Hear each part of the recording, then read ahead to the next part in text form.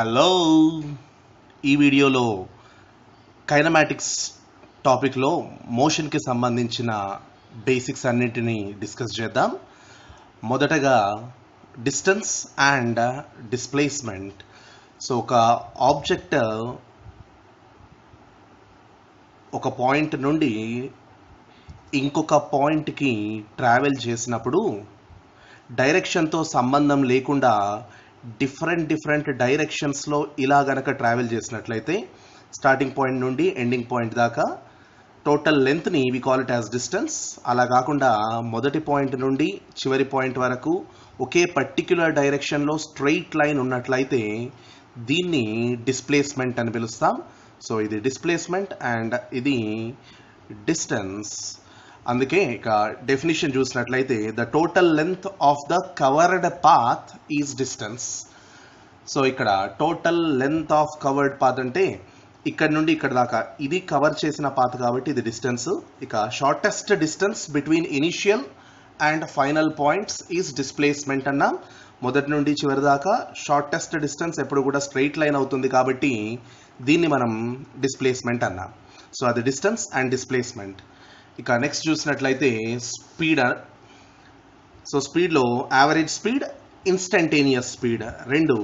ఇప్పుడు ఒక ఆబ్జెక్ట్ డిస్టెన్స్లో ఇక్కడ నుండి పాయింట్ ఏ నుండి పాయింట్ బి దాకా టోటల్గా ఒక 180 మీటర్స్ డిస్టెన్స్ గనక ట్రావెల్ చేసినట్లయితే అండ్ ఈ ట్రావెల్ చేయడానికి పట్టిన టైం గనక నేను ఒక 30 సెకండ్స్ అని తీసుకుంటే దాని స్పీడ్ వచ్చేసి ఒక సెకండ్ కాలంలో అది ఏదైతే డిస్టెన్స్ని ట్రావెల్ చేస్తుందో అంటే 1 సెకండ్ ఆఫ్ టైంలో ఏదైతే డిస్టెన్స్ ట్రావెల్ చేసిందో దాన్ని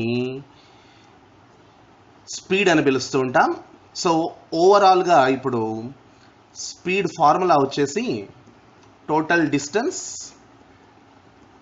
డివైడెడ్ బై టోటల్ టైం అన్నమాట. సో ఇక్కడ చూసినట్లయితే 180/30 speed is going to be 6 metre per second అనమాట. సో అండ్ దీని యూనిట్ వచ్చేసి డిస్టెన్స్ యూనిట్ ఏమో మీటర్, టైం యూనిట్ ఏమో సెకండ్ కాబట్టి మీటర్ పర్ సెకండ్ అనేది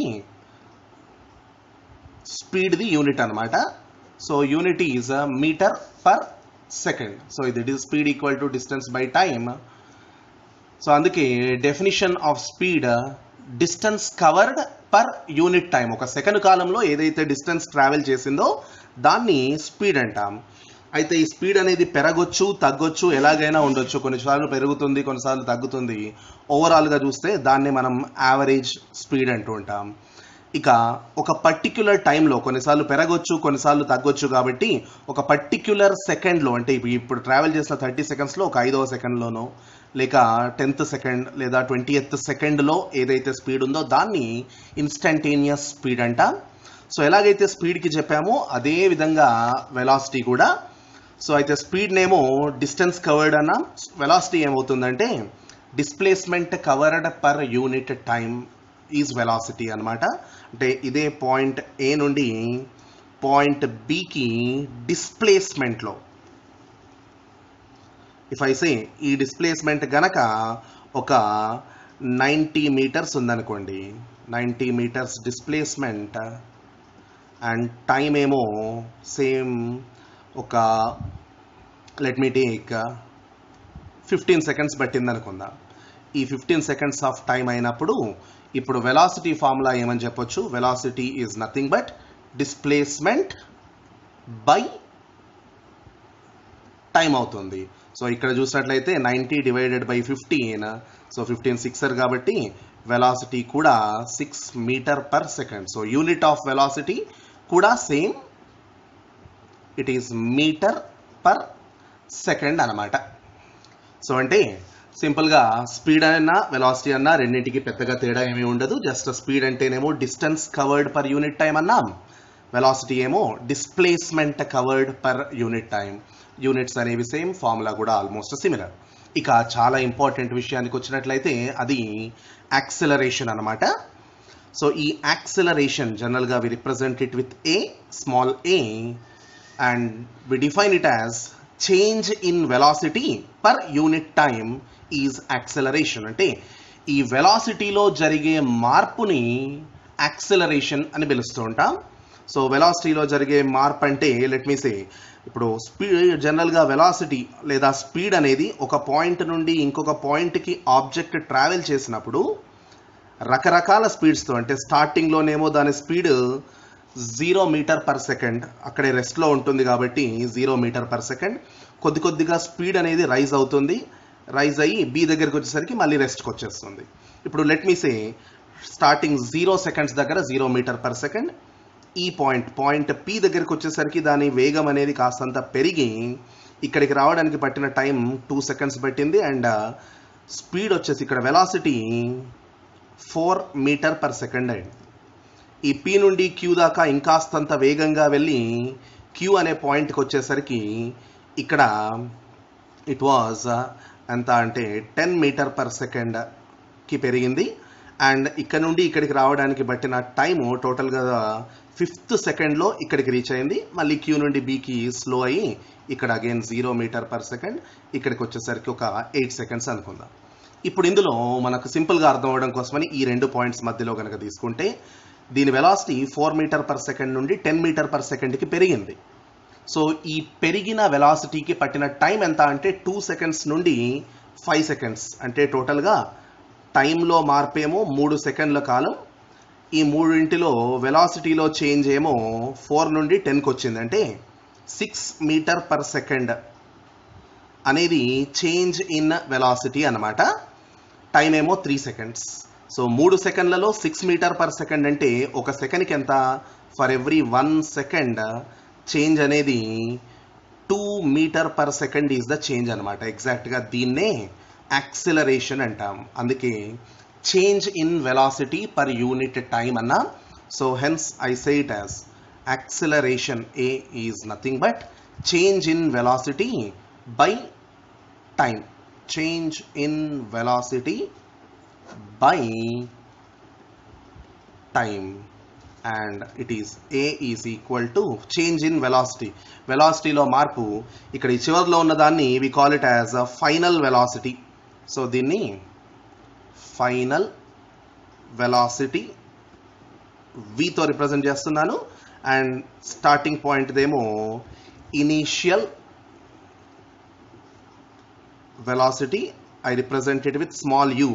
సో ఈ రెండింటి మధ్యలో తేడా కాబట్టి I say the formula as v minus u by టైంలో చేంజ్. మొత్తం తీసుకున్న time 2 seconds to 5 seconds, 3 seconds కాబట్టి ఇట్ ఈస్ t అన్నమాట. So v minus u by t is going to be the acceleration. ఇక ఇవి ఫండమెంటల్స్ అన్నమాట to understand equations of motion విషయానికి వచ్చినట్లయితే, ఏ అనే పాయింట్ నుండి బి అనే పాయింట్ దాకా ఒక బాడీ అనేది ట్రావెల్ చేయడం కోసమని లెట్ మీ సే ఏ అనే పాయింట్ దగ్గర it has started with initial velocity u అనమాట, u metre per second. And అలా అది బి దాకా టోటల్ డిస్ప్లేస్మెంట్ ఎస్ అనే డిస్ప్లేస్మెంట్ని కవర్ చేసి బి అనే పాయింట్కి రీచ్ అయింది అనుకుందాం. అండ్ ఈ బి అనే పాయింట్కి రీచ్ అయ్యేసరికి దాని velocity it has changed to v metre per second. And ఇక్కడ నుండి ఇక్కడ దాకా ట్రావెల్ చేయడానికి పట్టిన టైంని let me say it is t seconds. And ఎలాగూ ఇక్కడ వెలాసిటీలో చేంజ్ అనేది వచ్చింది కాబట్టి యూ నుండి వీకి మారింది కాబట్టి న్యాచురల్గా యాక్సిలరేషన్ ఉంటుంది. And acceleration a is nothing but change in velocity by time is the formula. So ఈ change in velocity by time, ఇక్కడ వెలాసిటీలో చేంజ్ ఏమో v minus u, initial and final velocities difference అనమాట. So v minus u by t. So once again మళ్ళీ ఒక్కసారి చూసినట్లయితే yes అనేదేమో displacement, ఏ నుండి B దాకా వచ్చిన దూరం, యూ అనేది స్టార్టింగ్ పాయింట్లో దాని velocity initial velocity, v is the final velocity ending పాయింట్లో, and a is acceleration and t is the time taken అనమాట. ఇప్పుడు వీటిల్లో So when I say acceleration A is equal to v minus u by t and acceleration unit meter per second square, ఇప్పుడు దీన్ని కాస్తంత transpose చేసినట్లయితే మనకి మొదటి equation of motion వస్తుంది. t it gets multiplied here. at is equal to v minus u and ఈ minus u అటు వెళ్తే ప్లస్ u అవుతుంది. కాబట్టి rewriting the same equation I say v is equal to u plus at. ఇది మొదటి equation. So v equal to u plus at. Next ఇక second equation విషయానికి వస్తే సెకండ్ ఈక్వేషన్ ఫండమెంటల్స్ వచ్చేసి basic formula distance is equal to speed into time నుండే వస్తుంది. కానీ దీన్ని మనం వెక్టార్ నొటేషన్కి మార్చుకుంటే డిస్టెన్స్ని ఇప్పుడు ఏమంటాం, we say it as displacement and speed ఏమో వెలాసిటీ అవుతుంది. అయితే ఇక్కడ మనకి రెండు వెలాసిటీస్లు ఉన్నాయి, u అండ్ v. కాబట్టి ఈ రెండింటి యావరేజ్ తీసుకుంటాం. అందుకే average velocity into time. So ఇప్పుడు ఇక్కడ ఈ నోటేషన్కి మార్చినట్లయితే displacement is s is equal to average velocity. So రెండింటి average v plus u by 2 into time ఏమో t. ఇక దీనిలో s is equal to v plus u by 2 అయితే this v is nothing but v equal to u plus at. అది మన మొదటి equation కాబట్టి దాన్ని ఇక్కడ సబ్స్టిట్యూట్ చేస్తాను. u plus at plus u again by 2 into t. ఇక u అండ్ u కలిసి 2u plus at by 2 into t. దీన్ని సెపరేట్గా 2u బై 2 అండ్ ఈ t లోపలికి multiply 2u by 2 plus at by 2 into t. ఈ t లోపలికి multiply అయినప్పుడు ఇక్కడ 2 క్యాన్సిల్ అయిపోయి ut ప్లస్ ఈ t వచ్చినప్పుడు at స్క్వేర్ బై 2 దాన్నే 1 బై 2 ఇంటూ at స్క్వేర్ అని రాస్తాం. s is equal to ut plus half at square and this is our second equation of motion. So v equal to u plus at, s equal to ut plus half at square. ఇక third equation అనేది యాక్చువల్గా ఈ రెండింటి combination third equation of motion అవుతుందన్నమాట. So దీన్ని కాస్తంత modify చేసినట్లయితే ఇప్పుడు ఇక్కడ నుండి let me take this equation and say it is v minus u is equal to at. ఇది ఇక్కడ నుండి వచ్చింది. అండ్ దీని నుండి v plus u I can write it as, ఇప్పుడు ఇదేమో let me say this is a అంటాను equation. ఇక ఇక్కడ నుండి ఇటు అటు ట్రాన్స్పోజ్ చేసి t వచ్చినట్లయితే మనకి v plus u is equal to 2 into s by t ఇది వస్తుంది అన్నమాట. సో ఇక ఇది 2 ఏమో ఇటు ట్రాన్స్పోజ్ అయింది and t became division. So v plus u and ఇది ఈక్వేషన్ b. ఇప్పుడు ఈ రెండింటిని కనుక నేను కంబైన్ చేసినట్లయితే if I multiply this equation a and equation b, రెండింటిని మల్టిప్లై చేసినట్లయితే a అండ్ bని v minus u into v plus u.